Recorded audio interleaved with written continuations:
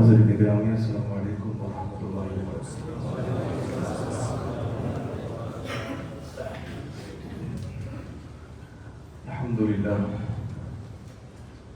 الحمد للہ الذي ابدع الافلاك والارضين والذي هو قيوم السماوات والارضين، والصلاة والسلام على سيد الانبياء والمرسلين وعلى آله وصحبه وحزبه ذوي الاهتداء والدين، اما بعد، فاعوذ بالله من الشيطان الرجيم، بسم الله الرحمن الرحيم۔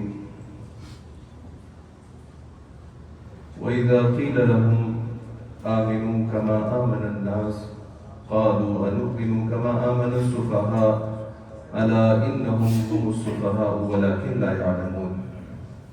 آمنت بالله صدق الله المولانا العظيم، وبلغنا رسوله النبي الأمين المتين المكين المعين الكريم، ونحن على ذلك لمن الشاهدين والشاكرين والذاكرين والحامدين، والحمد لله رب العالمين۔ آئیے قبل از معروضات میں اور آپ مل کر جی لگا کر دونوں عالم کے تاجدار سید ابرار و اخیار تاجدار مدینہ فیض گنجینہ صاحب معطر وسینہ سرور قلب و سینہ احمد مجتبیٰ محمد مصطفیٰ ارواحنا فدا صلی اللہ علیہ وسلم کی بارگاہ اقدس میں درود پاک کی ڈالیاں عقیدت کی تھالیوں میں سجا کر پیش فرمائے۔ پڑھیے بابا اللہ وسلم علی سیدنا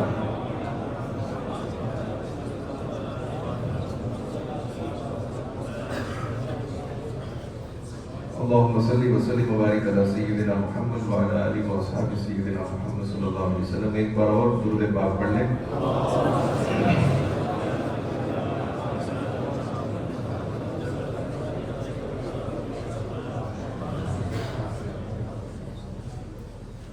سورہ بقرہ کی آیت کریمہ میں نے تلاوت کرنے کا شرف حاصل کیا۔ گزشتہ سے وابستہ جمعہ کچھ باتیں میں نے اس سے آگے پیچھے والی آیتوں کے حوالے سے کی تھی، اور گزشتہ جمعہ چونکہ عرس کی مناسبت تھی مخدوم پاک رحمۃ اللہ تعالیٰ علیہ کی، تو اس حوالے سے چند باتیں کی۔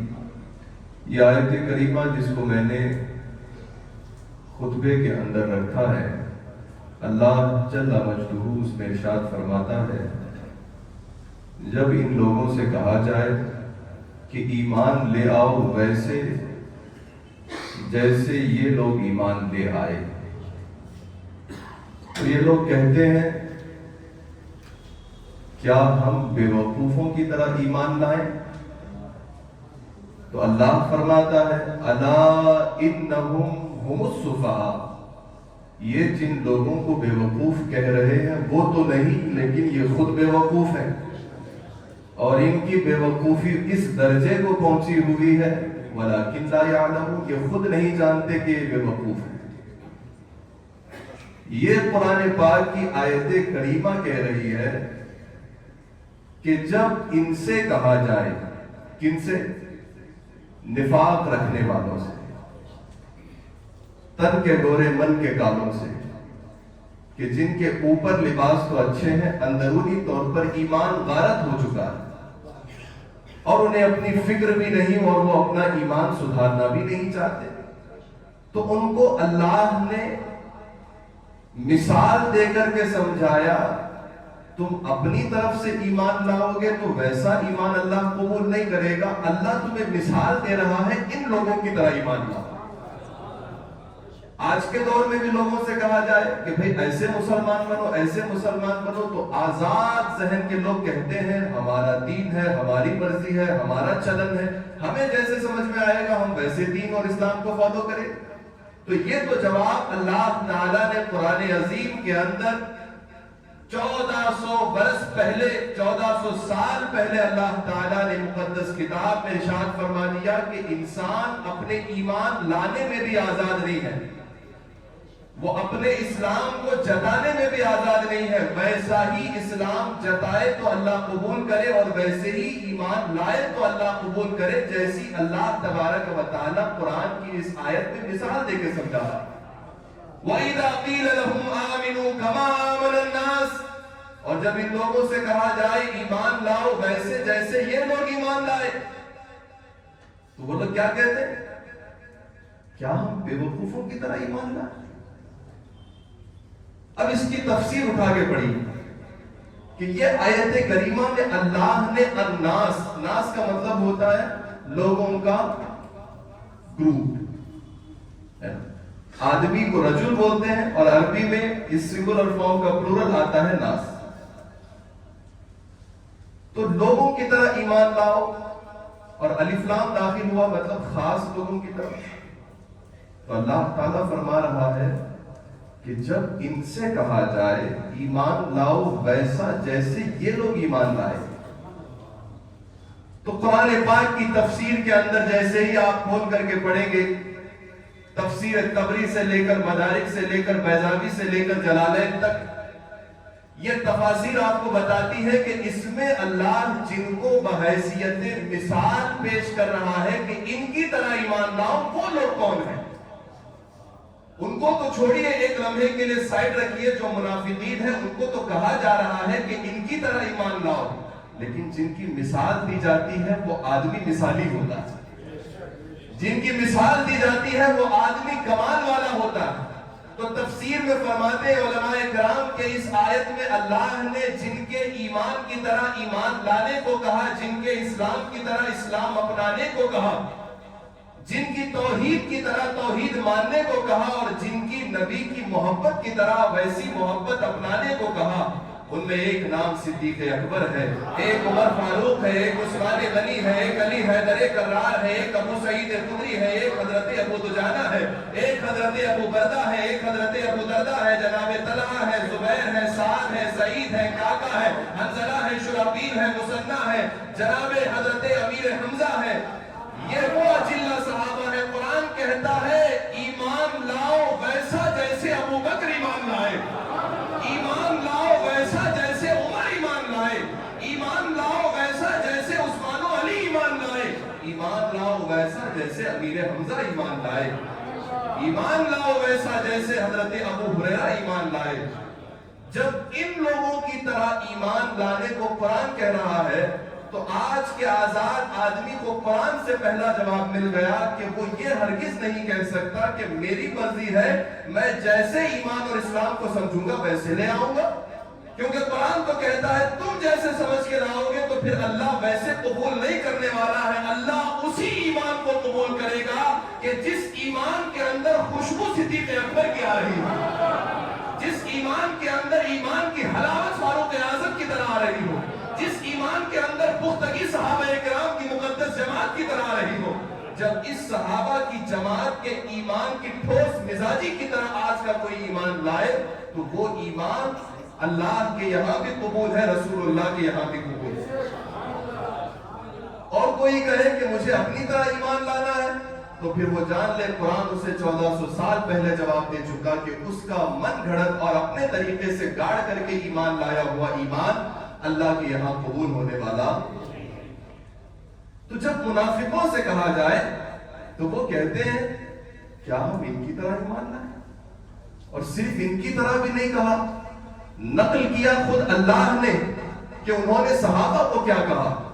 جب منافقوں سے کہا گیا ان کی طرح ایمان لاؤ تو انہوں نے صحابہ کو کہا کیا معاذ اللہ ان بے وقوفوں کی طرح ایمان لاؤ.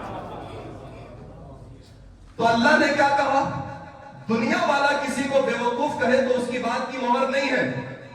دنیا والوں کی زبانیں بدل جاتی ہے. آج آپ کو برا کہنے والا 10 روپے خرچ کر دو، کل آپ کو اچھا کہے گا. دنیا والوں کی زبانیں جیسے دنیا کے اندر چینجز پیدا ہوتے رہتے ہیں ویسے ہی دنیا والوں کی زبانوں میں تبدیلیاں پیدا ہوتی ہیں. لیکن خالق نے ایک مرتبہ قرآن میں جن کو بے وقوف کہہ دیا، اب صبح قیامت تک ان پر سے بے وقوفی اور سفاہت کا داغ ہٹنے والا نہیں ہے. جو اللہ والے تھے ان کو ان منافقوں نے کہا، ان کے کہنے سے ان کی شخصیتوں پہ کوئی اثر نہیں پڑا، لیکن جب اللہ نے ان کو کہا تو ایسا اثر پڑا ہے کہ وہ اثر اب قیامت تک کوئی دھونا چاہے تو وہ جا نہیں سکتا. تو یہ ہوتا ہے خدا والوں کے خلاف بولنے کا نتیجہ کہ پھر اللہ کی لعنت آتی ہے. انہوں نے کس کو کہا؟ اس دور کے ایمان والوں، صحابہ اکرام کو برا کہا تو اللہ نے اس کا جواب دیا کیا؟ الا انہم هم السفہاء. نہیں، بے وقوف اور کم عقل لوگ تو یہ ہیں جو ان کو برا کہتے ہیں. وہ تو سچے ایمان والے ہیں، بس آج کا دور بھی ویسا ہی ہے. سچا ایمان والا کسی کو سچے ایمان کی دعوت دے تو کہتے ہیں ارے بڑا عجیب مزاج کا آدمی. اگر آج کے دور میں اتنے سخت طریقے سے چلیں گے تو پھر ہمارا ایمان تو ان کے ایمان کی طرح نہیں ہو پائے. اگر ہم ان لوگوں کے کہے ہوئے پر چلیں گے تو پھر ہم زمانے کے اس لب و دب وادیوں اور اس پیچ و خم حالات کے اندر اتنے سخت اور تلخ مزاج لوگوں کے درمیان جی نہیں پائیں گے. یہ جس ایمان کی ہمیں دعوت دے رہا ہے تو پھر کہو صحابہ سے. پھر صحابہ کیسے اپنے رشتہ داروں کی دشمنی مول کر مکہ میں جی گئے. پھر رسول اللہ کے وہ مقدس ہستیاں کہ جنہوں نے ساری زندگی حضور اقدس کے قدمان نازنین پر فدا کر دی, اپنوں کو اپنا نہیں کہا جبکہ وہ ان کے خون کے رشتے تھے, لیکن مکہ والے مکہ چھوڑ کر مدینے آئے تو صرف حضور کی محبت کی وجہ سے انہیں اپنا کہنے لگ گئے.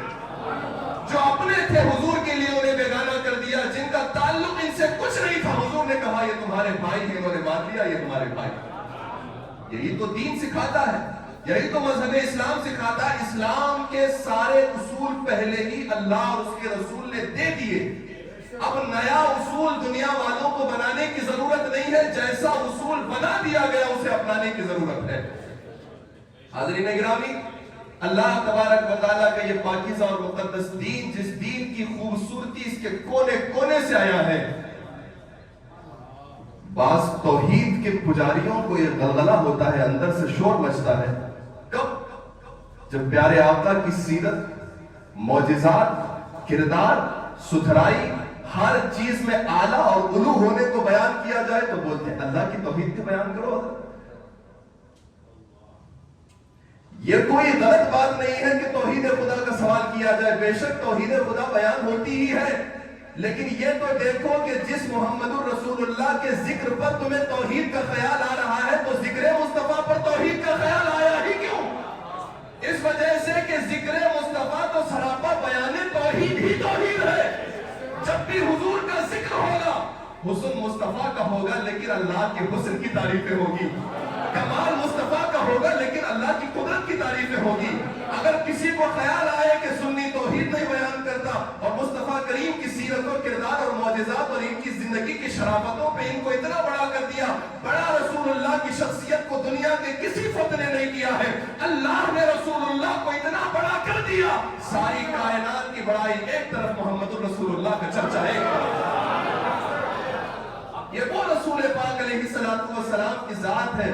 سب سے پہلی بات, ایک بات آپ یاد رکھیے, جس بندے کو سرکار کے ذکر کو سننے کے بعد توحید کا خیال آئے وہ حقیقت میں پکا مومن بھی نہیں ہے. کیوں؟ اسے سوچنا چاہیے, اپنا حساب کرنا چاہیے, یار میرے نبی کا ذکر ہو رہا ہے, یہ تو اللہ کی بنائی ہوئی پوری مخلوق کے شاہکار ہے. کون ہے حضور؟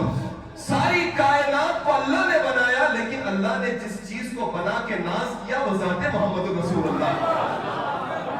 تو یہ سمجھنے کی بات ہے کہ ساری کائنات کو اللہ نے بنائی, زمین, آسمان, کہکشاں, ساتوں طبقات, سولار سسٹم, گیلیکسیز, اس سے اوپر جتنے جہان ہیں وہ سارے اللہ نے بنائے, لیکن ناز کسی پہ نہیں کیا. ناز کیا تو کہا میں نے تم میں میرے پیارے چہیتے محبوب محمد رسول اللہ کو بھیج دیا. تو جب اللہ کے حبیب کی تعریفیں ہوگی تو وہ حقیقت میں بیان توحید ہی توحید ہے.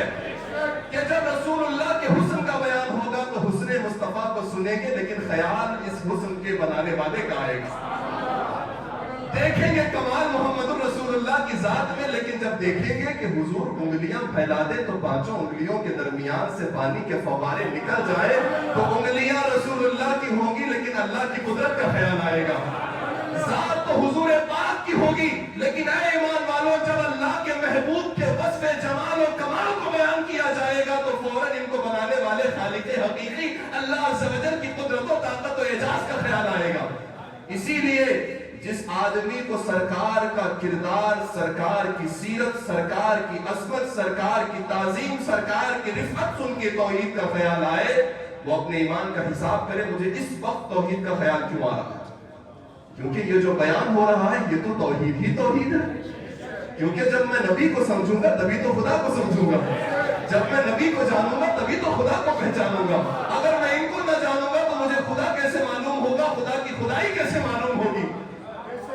اسی لیے وہ آدمی اپنے ایمان کا حساب کرے کہ جس کو رسول اللہ کی عظمت کے وقت توحید کا خیال آئے.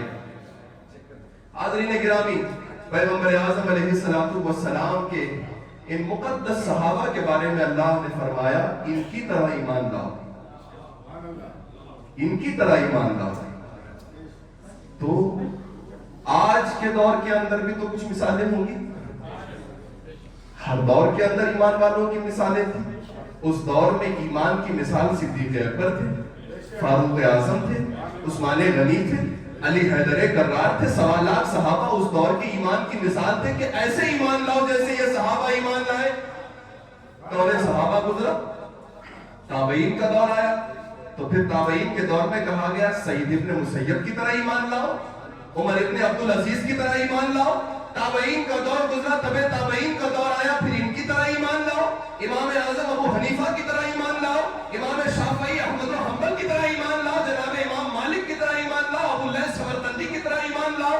پھر دور گزرا، پھر لوگوں نے کہا شیخ عبد القادر جیلانی کی طرح ایمان لاؤ کہ جیسے وہ ایمان لائے ویسا ایمان قبول ہوگا، جیسے انہوں نے اللہ کو مانا ویسے مانو گے تو قبول ہوگا، جیسے انہوں نے سیرت مصطفیٰ کو اپنایا ویسے اپناؤ گے تو قبول ہوگا۔ دور اور بدلا، پھر زمانہ کہا، زمانے نے پکار کر کے کہا ہند و پاک کی سرزمین پر جیسے داتا علی حجویری ایمان لائے ویسے ایمان لاؤ، جیسے خواجہ ہند ولی ایمان لائے ویسے ایمان لاؤ۔ 7ویں صدی ہجری کا زمانہ آیا، لوگوں نے کہا مخدوم کچھوچھا کی طرح ایمان لاؤ، امام غزالی کی طرح ایمان لاؤ۔ لوگوں نے اور آگے کیا، 1000 سال کامل ہوئے اکبر کے سامنے دین الہی کا انکار کرتے ہوئے اپنے ایمان کا ثبوت دینے والے حضرت شیخ احمد فاروقی مجدد الفسانی کی طرح ایمان لاؤ۔ لوگوں نے کہا جو ان کی طرح ایمان لائے گا وہ کامیاب ہوگا۔ آج کے دور کے اندر جو امام احمد رضا بریلوی کی طرح ایمان لائے گا اسی کا ایمان ایمان کامل کہلائے گا، اور جو ادھر ادھر بہک کر کے چلا جائے گا وہ اپنے ایمان کا حساب کرتے پھر جائے گا، وہ کٹورا لیے در بدر گھومتا رہے گا۔ کوئی مجھے بتا دے مجھے کیسے جینا ہے، لیکن جب اسے ان ولیوں کے در کی خیرات ملے گی تبھی سمجھ میں آئے گا کہ ایمان کیسے آتا ہے اور اسلام پر کیسے جیا جاتا ہے۔ ہر دور میں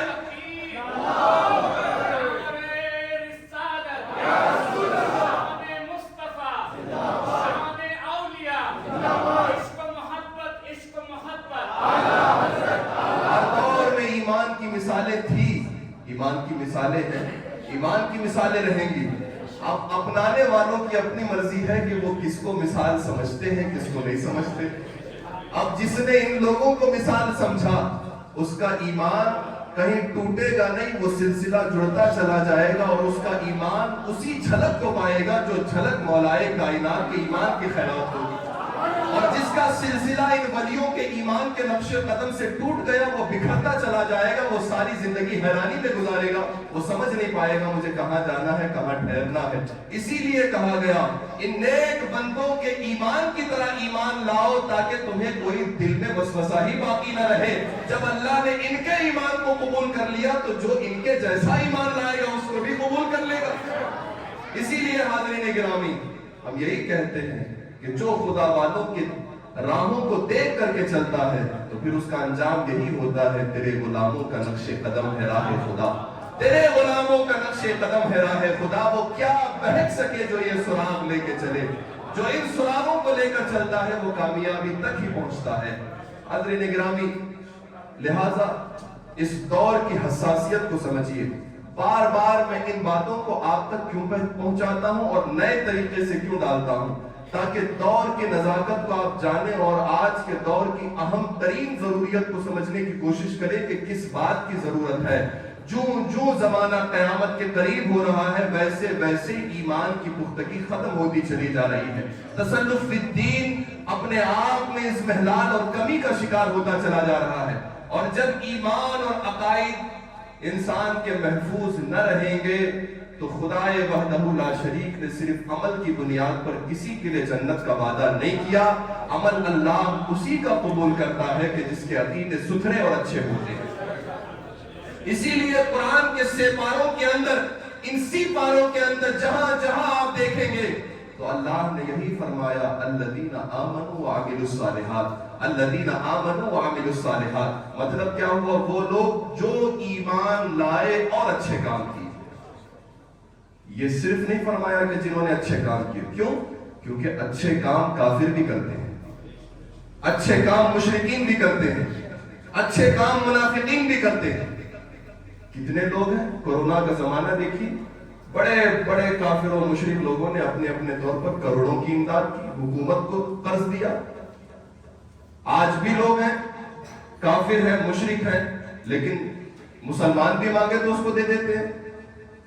تو یہ جو ان کا اچھا عمل ہے, اگر اچھے عمل کی وجہ سے کامیاب ہو رہا ہے آدمی, تو پھر یہ کافر جس نے 10 کروڑ خیرات دیے وہ سب سے بڑا کامیاب انسان.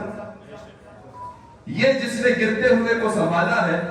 کتنے کافر و مشرک ایسے ہیں جو اپنے ماؤں کے پاؤں کو دھو کر روزانہ پانی پی کے جاتے ہیں, ان کے قدموں سے لپٹ کر کے آ کر کے ان سے کہتے ہیں کہ تم ہمارے اوپر اپنا ہاتھ رکھو, آشیرواد دو, ہمارے اوپر اپنی اس کرپا کو بنائے رکھو, ہمارے لیے دعائیں کرتی رہو. والدین کی خدمت وہ بھی کرتے ہیں, گھر میں اپنی اولادوں کی تربیت وہ بھی کرتے ہیں, نان و نفقہ وہ بھی اٹھاتے ہیں, خیرات وہ بھی دیتے ہیں. لوگ اگر غریب پہنچے تو ان کی امداد بھی کرتے ہیں, کوئی مظلوم پہنچے تو چھڑانے کی کوشش بھی کرتے ہیں. تو اچھے عمل کی بنیاد پر کامیابی نہیں ہے, کیونکہ اگر صرف اچھے عمل کی بنیاد پہ کامیابی ہوتی تو آپ خود کہتے کہ دنیا کا کوئی کافر جو صدقہ دیتا ہے, خیرات کرتا ہے, اچھے کام کرتا ہے, وہ ناکام نہیں ہے, وہ کامیاب. لیکن کوئی ایک آدمی بھی اس پوری بھری مسجد میں ایسا نہیں کہے گا کہ وہ کافر جو اللہ کے ساتھ کفر کرے اور وہ مشرک جو خدا کے ساتھ شرک کرے وہ کامیاب ہے. بلکہ وہ یہی کہیں گے کہ جو خدا کے ساتھ شرک کرے اور خداؤں کو مانے وہ ناکام ہی ہے اور وہ ذلیل و رسوا ہونے والا ہے. یہ آپ کا کہا ہوا. اس کا مطلب ایک صاف ہو گیا کہ عمل کی بنیاد پر کامیابی نہیں ہے. الذین آمنوا, جو ایمان لائے پھر اچھے کام کیے, جنہوں نے کہا میں اللہ کو مانتا ہوں اور میری سیرت سیرت مصطفیٰ ہے اور میرا کردار مصطفیٰ کو فالو کرتا ہے. میں اپنی زندگی کے اندر انہی باتوں کو اپناتا ہوں جو میرے پیغمبر, جو میرا اساس بھی ہے, میرا وقار بھی ہے, میں ان کو اپناتا ہوں. تو کامیابی ان دو چیزوں سے ملی ہوئی ہے, عقیدے سے اور عمل سے.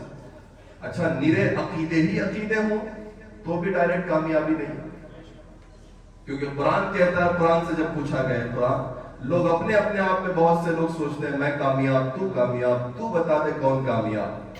تو قرآن کہتا ہے فمن زحزح عن النار وادخل الجنة فقد فاز, جسے جہنم سے یوں دور کر دیا گیا اور جنت میں بھیج دیا گیا وہ کامیاب. تو جہنم سے دور آدمی کب ہوگا؟ جب وہ شرابی نہیں ہوگا, زانی نہیں ہوگا, جھوٹا نہیں ہوگا, 2 نمبر مال بیچنے والا نہیں ہوگا, سود خور نہیں ہوگا, سٹے باز نہیں ہوگا, اور اولاد کی غلط تربیت نہیں کرنے والا ہوگا, والدین کی اطاعت کرنے والا ہوگا. تو اگر یہ ساری چیزیں اس کے اندر ہوگی تو پھر وہ جنت کے قریب جائے گا. یعنی عقیدہ اور عمل دونوں چیزوں کے امتزاج اور ملاوٹ کے بعد جا کر کے جنت نشان بنتی ہے. اسی لیے حاضرین گرامی, اس مختصر آیت کریمہ کا پورا خلاصہ یاد رکھ لیں.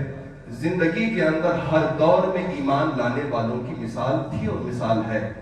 جب آپ سے کہا جائے ان کی طرح ایمان لاؤ تو ایسا نہ کہیں کہ ہم اپنے ایمان کے مختار ہیں, ہم اپنے ایمان میں آزاد ہیں, جیسے چاہے لے آئیں, جیسے چاہے جی لیں. نہیں, آپ کو ایمان ویسے ہی لانا پڑے گا جو حضرت عبدالقدوس مزار میں اپنی آرام کرتے تھے, اس بنگلور کی سرزمین کو پیغام دے کر کے گئے. آپ کو انہی نیک بندوں کی طرح ایمان لانا ہے اور انہی کے ایمان کو اپنا کر کے اپنے ایمان کا اعلان کرنا ہے. حاضرین گرامی, آج کے اس پرفتن دور کے اندر اپنے ایمان اور عقیدے کو سمجھیے اور عقیدے پر مضبوطی اور پختگی کے ساتھ قائم رہیے, عمل کے کھڑے بنیے. اس وجہ سے کہ دور آپ سے ہر دور کے اندر ایک ہی بات کا تقاضا کرتا تھا, وہ ایک ہی بات کا تقاضا کرتا ہے کہ جب بھی جس دور میں ایمان والے واقعی ایمان والے تھے,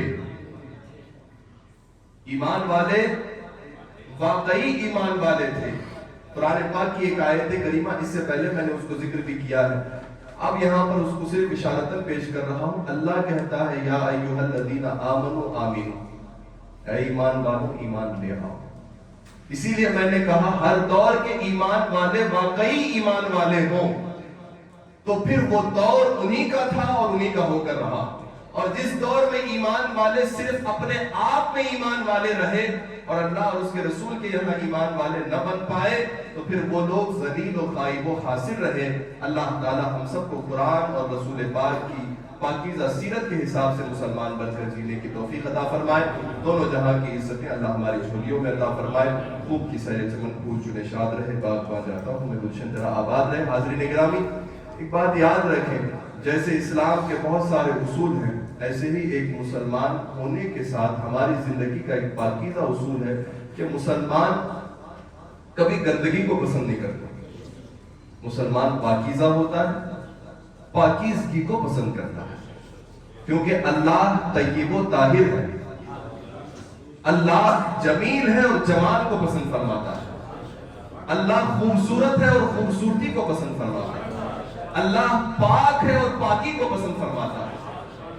اسی لیے حضور نے فرمایا، ایک حدیث ہے، المؤمن لا ينجس، مومن کبھی ناپاک نہیں ہوتا، مومن کبھی بھی ناپاک۔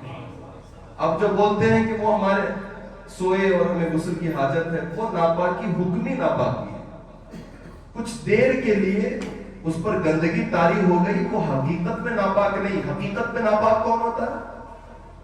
جیسے وہ چیز کہ جسے آپ چھو لیں تو کبھی اس کے پاک ہونے کے بارے میں تصور ہی نہ سمجھیں، تو مومن سدا پاک ہی پاک ہے، اور اس پر جو ناپاکی آتی ہے وہ تھوڑی دیر کے لیے۔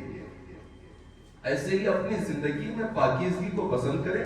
آپ دیکھتے ہیں مسجد کا نظام کس قدر خوبصورت ہے، ایسے ہی ہمارے یہاں پر ہر طبقے کے جیسے لوگ آتے ہیں، وہ اپنے طور پر بہت سے لوگ الگ الگ طریقے کے مزاج کے ہوتے ہیں، کچھ لوگوں کو زیادہ صفائی کا ان کے یہاں پر اہتمام نہیں ہوتا، لیکن آپ دیکھیں جب آپ مسجد کے واش روم میں بھی جائیں گے نا، شاید ایسی مساجد میں آپ کو واش روم چمکتے ہوئے ملیں گے کہ جہاں جتنے چمکتے ہوئے یہاں پر ملتے ہیں۔ اس کا ٹیپ بھی ہم نے اوپر سے نکال دیا ہے تاکہ آدمی کو استعمال کرنے میں آسانی۔ یہ باتیں تو بولتے ہوئے شرمندگی ہوتی ہے، لیکن یہاں پر کام کرنے والوں کی جو تعداد ہے وہ ان کے کام میں یہ باتیں شامل ہیں کہ وہ صفائی کا اہتمام کریں، لیکن جو آئے ہوئے نمازی گندگی پھیلا کے جائیں وہ صاف کرنا ان کی ذمہ داری نہیں۔ یہ تو ہر بندے مومن کی اپنی ذمہ داری ہے کہ وہ خود اتنا پاک صاف ستھرا رہے، کیونکہ آپ نماز پڑھنے کے لیے آ رہے ہیں۔ اور سوچیں کہ ایک نمازی آدمی آ کر کے اس طریقے سے استنجا کرے کہ اس کے چھینٹے وہاں پر پھیلے ہوئے ہوں، اور وہ چھینٹے یقیناً جب اس کموڈ کے اوپر پھیلے ہوئے ہیں تو اس کے کپڑوں پر بھی وہ یقیناً اڑے ہوں گے۔ تو جو شخص اپنی پاکی کا اہتمام نہیں کرتا، پھر وہ نماز کے اندر سوچے کہ آگے مسئلہ پوچھے، حضرت میرا خیال نہیں جا رہا ہے، ایک طرف 25 جگہ خیال جا رہا ہے، تو تم ایسے کر کے آئے ہو تو 25 جگہ خیال جائے گا ہی۔ پاک صاف ستھرا آدمی رہتا تو صاف ستھرے آدمی کو صاف ستھرے خیال ہی آتے ہیں۔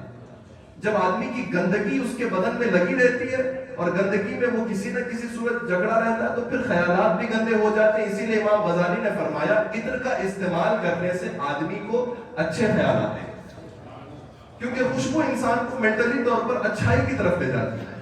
ایسے ہی جب آپ پاکیزگی اور نظافت کا خیال رکھیں گے تو آپ خود بھی اپنے آپ میں اتنے یہ رہیں گے کہ بھائی مجھے اپنے کپڑوں کا لحاظ رکھنا ہے، اپنے آپ کو اللہ کی بارگاہ میں پیش کرنا ہے۔ میں مسجد میں آیا ہوں، ویسے بھی مجھے اللہ نے پاک کیا ہے، مومن بنایا، اب میرے لباس کو اللہ تعالیٰ نے رسول اللہ کی لباس کا آئینہ دار دکھا ہے۔ تو جب اتنی پاکیزگی مجھے اور میرے مذہب کے طور پر سکھائی گئی ہے تو ایک بیسک چیز ہے کہ جسے ہمیں اپنانی چاہیے۔ تو امید کرتا ہوں کہ آپ جو احباب اپنے طور پر پاکیزگی کا اہتمام نہیں کرتے وہ خود اپنے طور پر فیصلہ کر لیں، ان کے لیے ایک لازمی ذمہ داری ہے۔ پاکیزگی کے اہتمام کیے بغیر پھر آپ کو وضو اور غسل کے معاملات میں بھی تکلیف ہوگی، اسی لیے جتنا آپ پاک صاف رہیں گے آپ کے مسائل آپ کو خود حل ہوتے ہوئے نظر آئیں گے۔ اللہ تعالیٰ ہم سب کو صاف ستھرا پاکیزہ طیب و طاہر رہنے کی توفیق عطا فرمائے۔